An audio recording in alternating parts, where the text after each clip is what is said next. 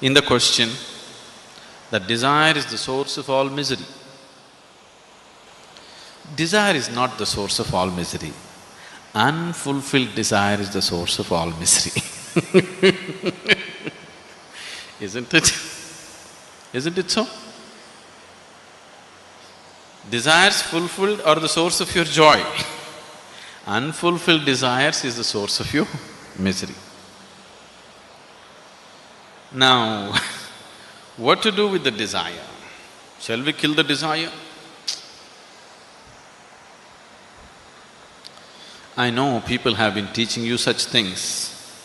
You must kill all your desires. Unless you destroy your desires, your misery will not go. These teachings have come to you, isn't it? Now, if you want to destroy all your desires, all you will have is, you will have a great desire to destroy all your desires. And you will remain eternally unfulfilled. I don't want any desires. Is this a desire? Is this a desire or no? Yes. So, if you try to play tricks with this, it's not going to work. Because desire is not desiring for anything in particular. The energy which you call as desire is not different from the energy that you call as life. If you want to move from point A to point B, you need a desire, isn't it? Now, what brought you here today? It is not your bus or car or something else, it is your desire which has brought you here today, isn't it? What is it that will take you home? It is your desire which will take you home. What is it that which will make you eat? It is your desire which will make you eat. So, what you call as desire is not any different from what you call as life. The life is desire. The very basis of your life is desire, isn't it? So if I tell you kill the desire, the only way is to hang yourself. There is really no other way. Now I want to die, that is also a desire, isn't it? Yes or no? So do not deceive yourself with these things. Desire is the very essence of your life. But at the same time, you also know that desire is an unending thing. If you fulfill one, the next one will be ready. If you fulfill that, the next one will be ready. It keeps you on all the time. And obviously, some desires will be unfulfilled, and those unfulfilled desires cause much misery to you. If you look at the desire, actually when we started, this is what we were looking at. We just did not use the word desire. There is something within you longing to be little more than what you are right now, isn't it? That is desire. So your desire's ultimate goal is unboundedness, the infinite nature. But because you're unaware, you are giving it an unconscious expression for the longing that is wanting to become unbounded. So you don't have to destroy your desire because you cannot. Can anybody destroy their desire? Is it possible? There is no way because that's life. It is just that you have to make your desire into your conscious process. Right now it is functioning unconsciously. Because right now your desires are not even about you, please look at this. Right now you're living in Trivandrum or Thiruvananthapuram, your neighbor has a big car, what is your desire? You want to have 2 cars like that. Now you don't know all these cars, you are living in a remote place and your neighbor has 1 big buffalo. What is your desire? You want to have 2 buffaloes like that. So your desire is just a reaction to the social situations in which you're living, isn't it? This is so because this longing to expand is finding unconscious expression. If you make your process of desiring into your conscious process, then desire is no more a problem. Desire is a wonderful vehicle which will take you places. Even if you want to reach the ultimate, you need a desire, isn't it? Yes or no? Anyway, the desire in you is longing for unboundedness, it is longing for unlimitedness, it is longing for the ultimate nature. You just have to bring awareness to it. If you bring awareness to your desiring process, it is a wonderful instrument. If it is finding unconscious expression, then it makes you run like madman. All the time it keeps you running endlessly. So,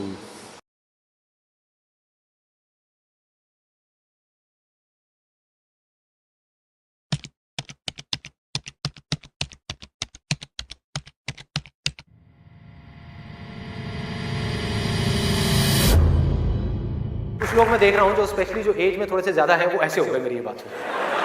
अरे भाई ये क्या बोल दिया, SEX, ये word कहां से मुंह से बाहर आ गया?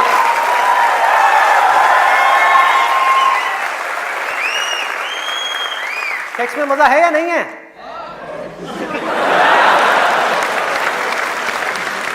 शर्म नहीं आ रही पब्लिक में? यस। अरे बहुत मजा है। कौन कहता है मजा नहीं है? कौन कहता है मजा नहीं है? और अगर मजा नहीं होता तो हमारे देश की 125 करोड़ की आबादी कैसे होती? सोचो, लोग कर क्या रहे हैं? एक स्टूडेंट की लाइफ की एक बहुत बड़ी प्रॉब्लम है जिसके बारे में कोई बात ही नहीं कर रहा, जिसके बारे में कोई बात ही नहीं कर रहा। स्टूडेंट्स की हिम्मत नहीं हो रही है बात बोलने की यहां पर, क्योंकि बहुत सारे और भी लोग बैठे हुए हैं। लेकिन जड़ क्या है प्रॉब्लम की, मैं वो समझ सकता हूं क्योंकि मैं उस फेज से निकल चुका हूं। मैं कोई 50 साल पुराना आदमी नहीं हूं। अरे भाई मैं समझ सकता हूं आपके ऊपर क्या बीत रही है। मैं समझ सकता हूं कि साइंटिफिकली जब हमारी बॉडी के अंदर हार्मोनल चेंजेस होते हैं तो क्या होता है। इस प्रॉब्लम के बारे में कोई बात ही नहीं कर रहा। पेरेंट्स कह रहे हैं पढ़ो, टीचर्स कह रहे हैं पढ़ो, कोई ये नहीं बता रहा कि यहां से अपना ध्यान कैसे हटाए, कैसे हटाए।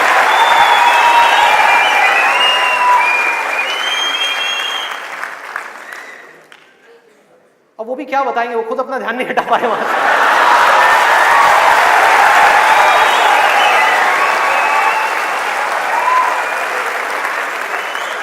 ये पावर इतनी बड़ी है कि इसको कंट्रोल नहीं किया जा सकता, इसको रोका नहीं जा सकता, इसकी डायरेक्शंस को चेंज किया जा सकता है, माइंड की एनर्जीज को कहीं और लगाया जा सकता है।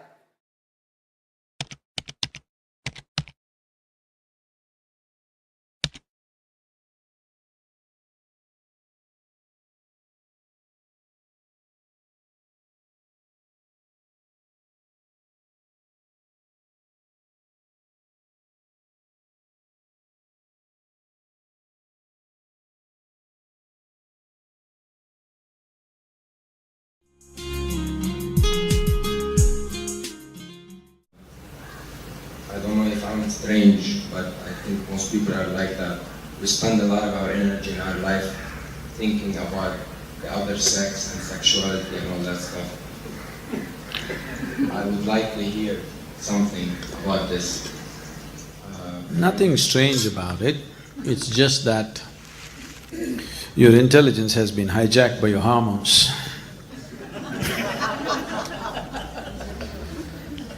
It's not you, it is just compulsive behavior, isn't it? When you were a child, it didn't matter what reproductive organs a man or somebody carries, didn't matter to you. The moment the hormones started playing within you, now you can't think of the world beyond that. Your whole intelligence has been completely hijacked by your hormones. And you will see beyond a certain age, when this hormone, the play of hormones goes down, once again it doesn't matter and you look back and see, you can't believe you were the one who were doing all that. Body knows only one thing: survival, procreation. It doesn't know anything else, isn't it so? Does your body know anything else? So if you go by the way of the body, some pleasure may come to you. Not that it won't, nothing wrong with the body, it's just limited, that's all. Nothing wrong being limited, but it's not the ultimate, that's all. Is it anything wrong? Is it a crime to be limited? It's not a crime, nothing wrong about it, but you will always live an unfulfilled life, that's all. No matter what you have, how much you have, you will still live an unfulfilled life. Now you are thinking about the opposite sex all the time. Let's say tomorrow I'll grant you a boon. All the women in the world are after you. You will see, you will still live an unfulfilled life. Yes? You will still live an unfulfilled life.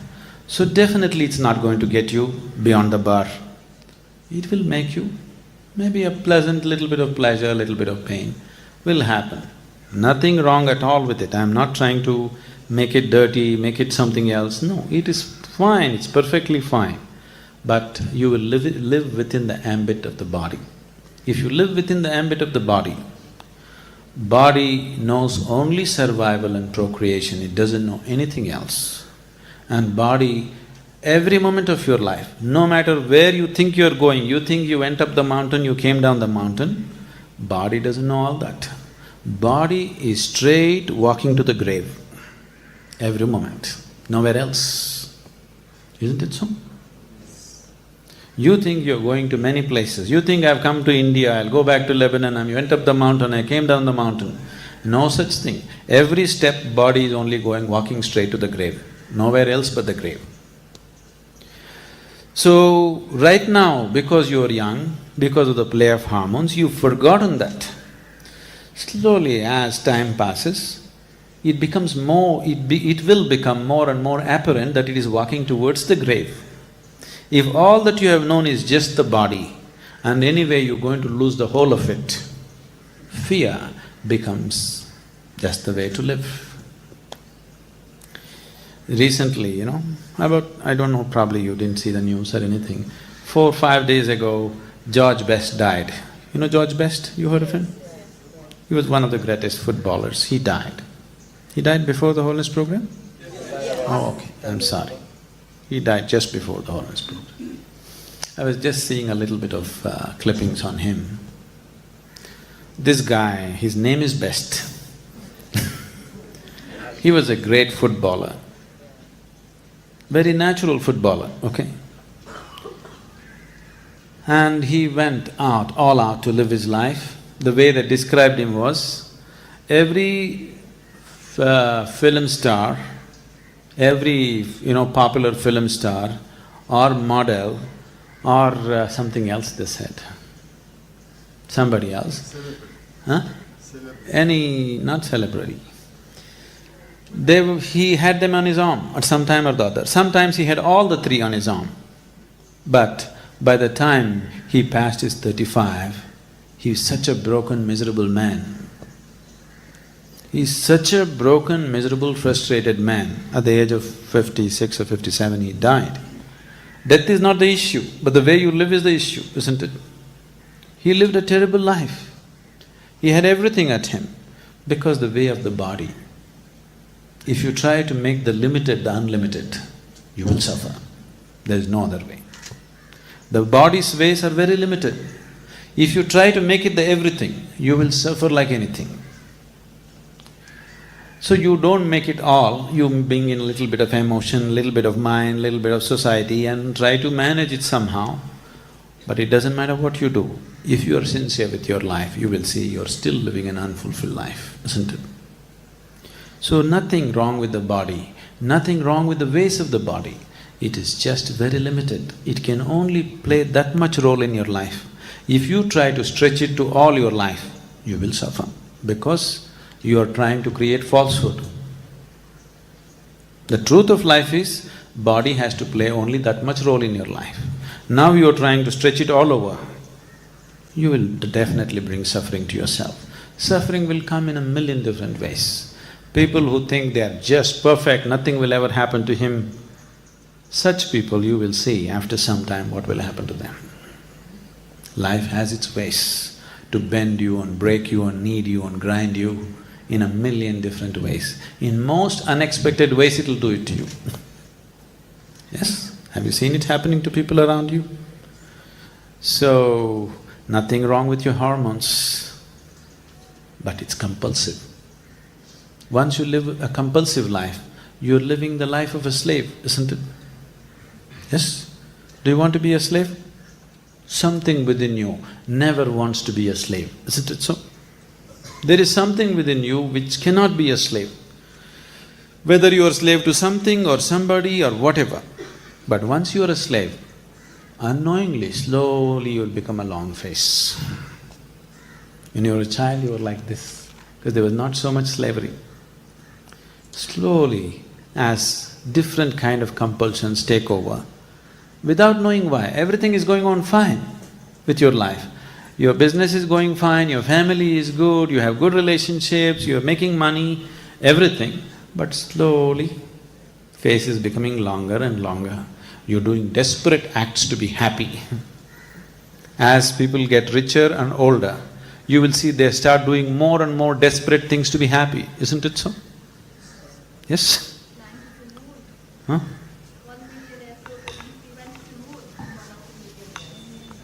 Oh, you have not seen the things they do on the planet. Forget about going to the moon. So, the more desperation comes because you're trying to make a small aspect of your life everything. It'll not work. And today especially, the culture is becoming like this, especially the Western cultures have made body into everything. Suffering is untold, please see, for no reason they're suffering. Everything is well, physically everything is well. You can't think of more arrangement physically, everything is well arranged. Healthcare, insurance, cars, everybody's got everything to do, but people are suffering immensely, where almost every second, third person is on some kind of medication just to maintain mental balance. That's not joy. Yes? Where you have to take a tablet every day to remain sane is not joyfulness, isn't it? Definitely you're on the verge of breaking down every day because you made a small aspect of your life the whole of life, that's all. Life is just taking its toll, nothing else. So don't go that way. Everything has to play that much role in your life, that's all. If you try to make it the whole, it'll not work.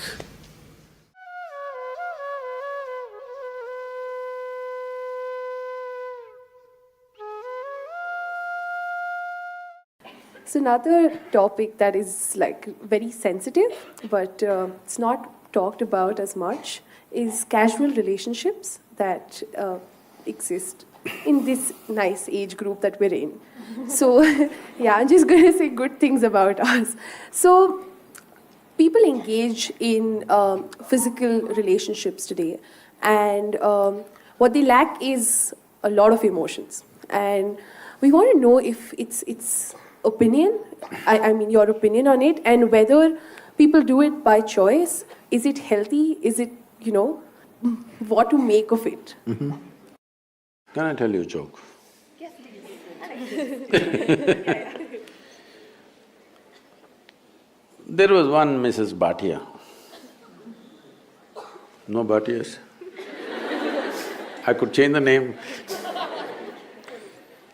There was one Mrs. Bhatia who was having her 50th wedding anniversary. They had a wedding anniversary and the next day she filed for divorce. The judge saw the divorce petition. He was also a good family friend. So he called her and he said, "Why you want to divorce your husband? He's such a sweet little thing. Why do you want to divorce him? On what grounds you want to divorce him?" She said, "He's not been faithful to me. He's been cheating me." How do you come to this conclusion? Just yesterday you had your 50th wedding anniversary, you were fine yesterday, how do you conclude this? I got little nostalgic and started flipping through the photo album. Then I saw none of my 5 children resemble him.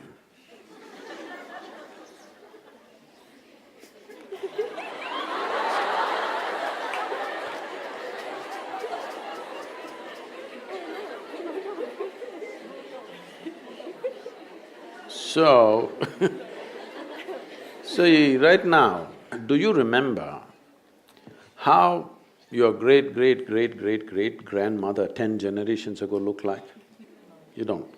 But her nose is sitting on your face right now. Your body remembers, yes or no? Yes.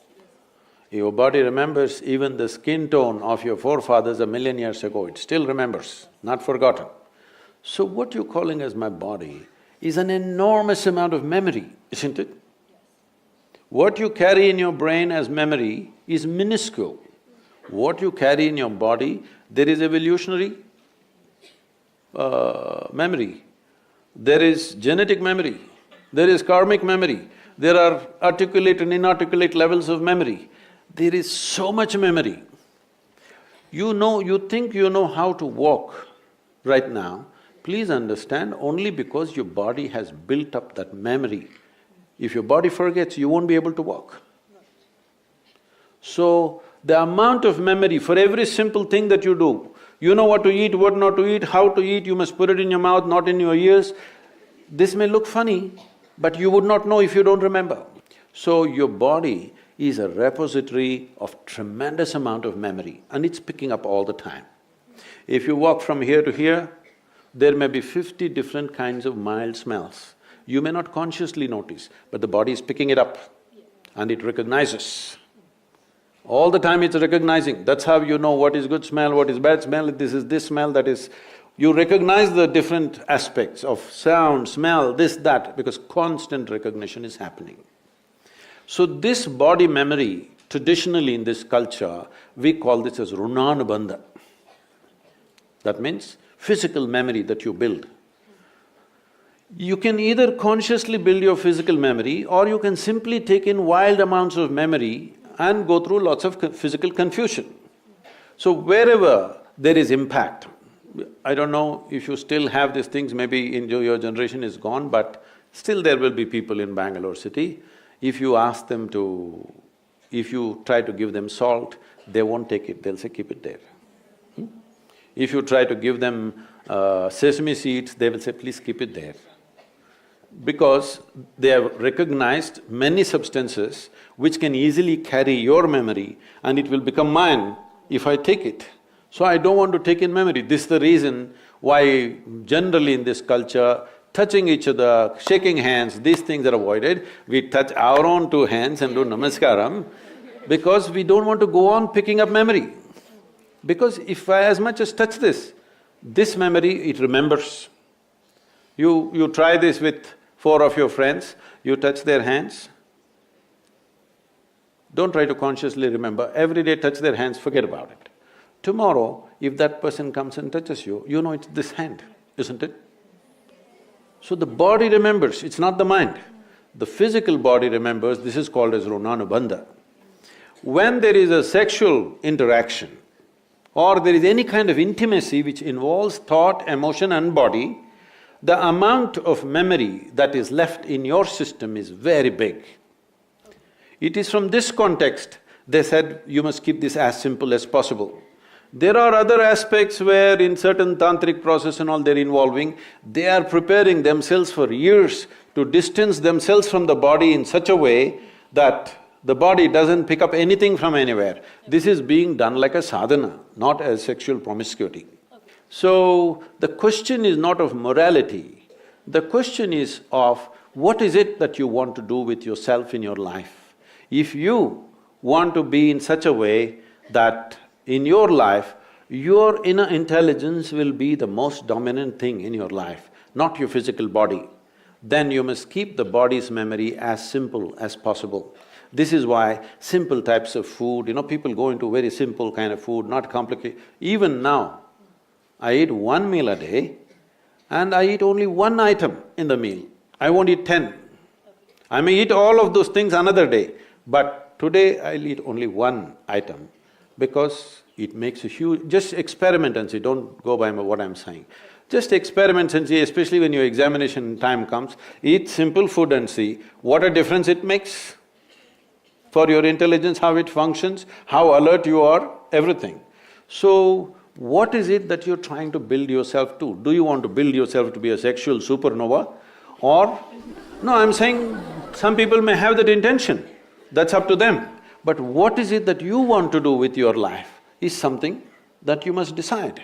If you have decided that, it's very, very important that you don't unconsciously pick up enormous amount of memory, because this will lead to…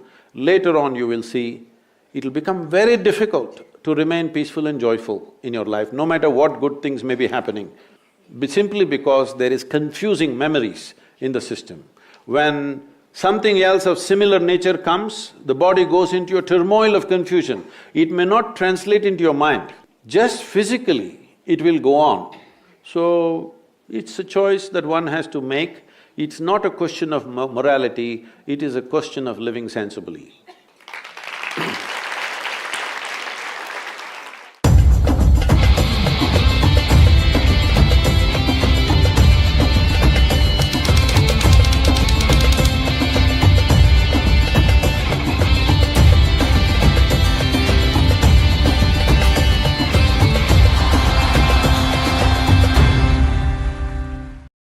I had a question about sexual appetite.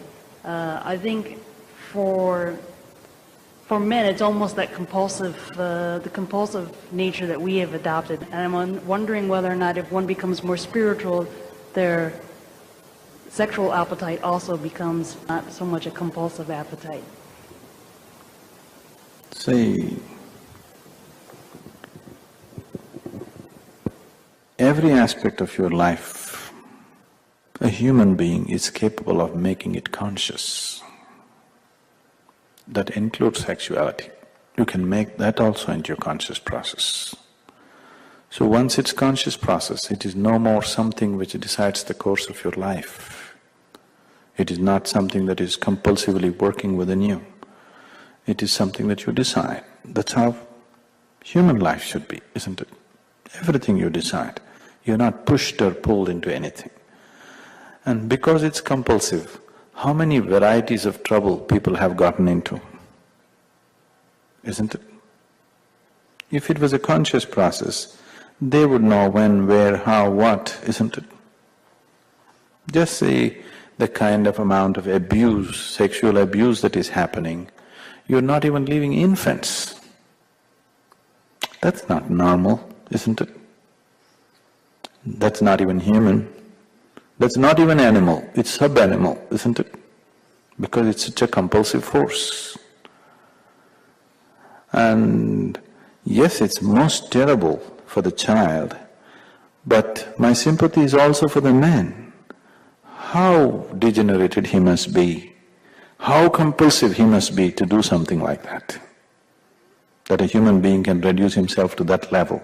How compulsive a force it should be within himself to do such a thing, isn't it?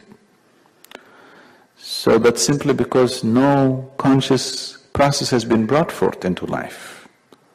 If only if people did something consciously, at least for 10 minutes a day, you would see all these things would go down dramatically, dramatically. They're not starved of sex. It is not because sex is not available for them. It is because it's such a compulsive force that they have to do something like this, isn't it? And it's becoming a big thing, not just in one place, worldwide. It is becoming such a big thing. It is not that it's not been in the past, it's probably more coming out now than ever before. But it's always been like this. People are clothed in human body, but living like absolute animals within themselves, doing things that even an animal would hesitate to do, isn't it?